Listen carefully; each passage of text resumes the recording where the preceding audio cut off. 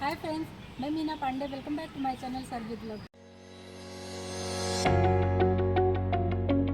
तो आज मैं गोभी आलू मटर बनाने जा रही हूँ।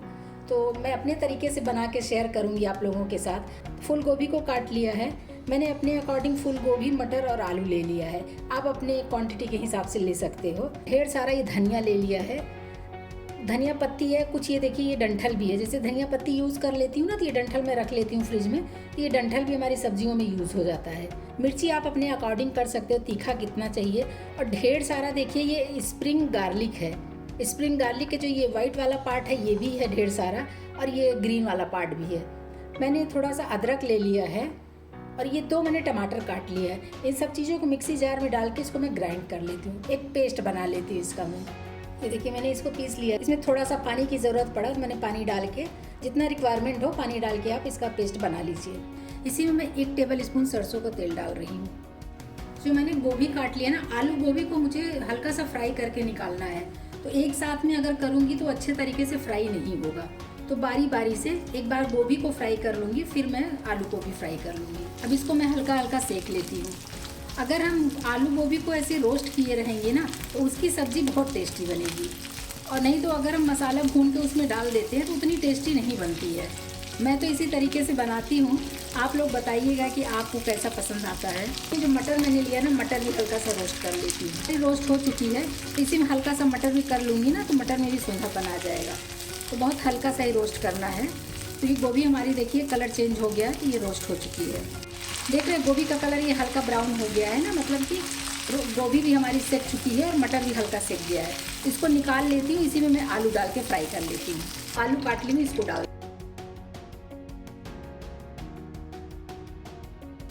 आलू भी हमारा रोस्ट हो चुका है, इसको भी मैं उसी प्लेट में निकाल लेती हूँ। तो 1 टीस्पून इसी में मैं जीरा डाल रही हूँ। मैंने एक प्याज काट लिया, छोटे छोटे प्याज डाल देती हूँ। प्याज को हमें ज़्यादा लाल करने की ज़रूरत नहीं है, थोड़ा सा ट्रांसपेरेंट हो जाए बस, वही इतना करूँगी। आलू गोभी मटर की सब्ज़ी में जो प्याज डालते हैं ना, ये प्याज जब मुंह में आएगा सब्जियों के साथ तो बहुत टेस्टी लगता है।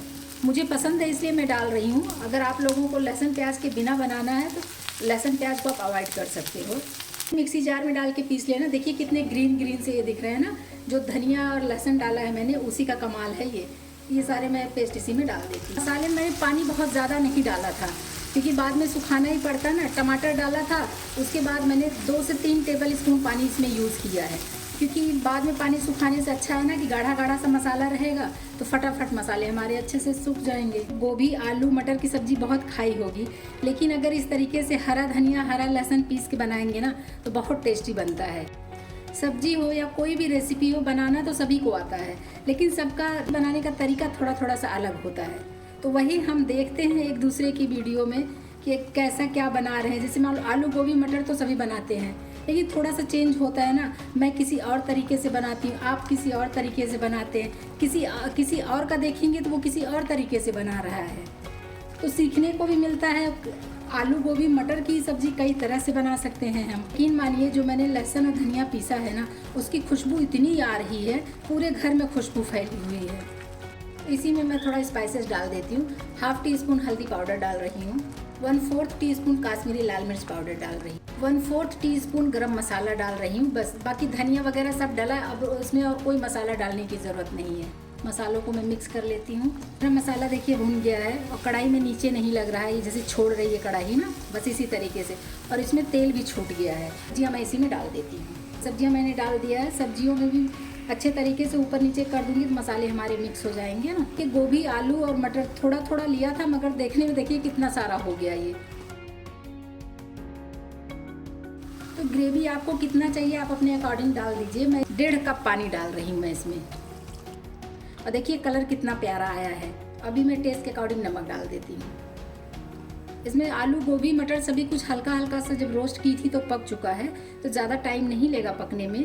गैस को मीडियम पे रखती हूँ, एक उबाल आने देती हूँ अच्छा सा। तो देखिए सब्जी में हमारे उबाल आ चुका है। ऐसे मैं स्पैचुला रख देती हूँ और इसको मैं आधा कवर करूँगी, पूरा कवर नहीं करूँगी। और ऐसे मैं इसको मीडियम टू स्लो गैस पे पकने देती हूँ। 5 मिनट तक पकने दूँ, 5 मिनट में पक के तैयार हो जाएगा। तो सब्जी हमारी 5 मिनट उबल चुकी है, इसको मैं देख लेती हूँ। देखिए देखने में कितनी टेस्टी लग रही है ना।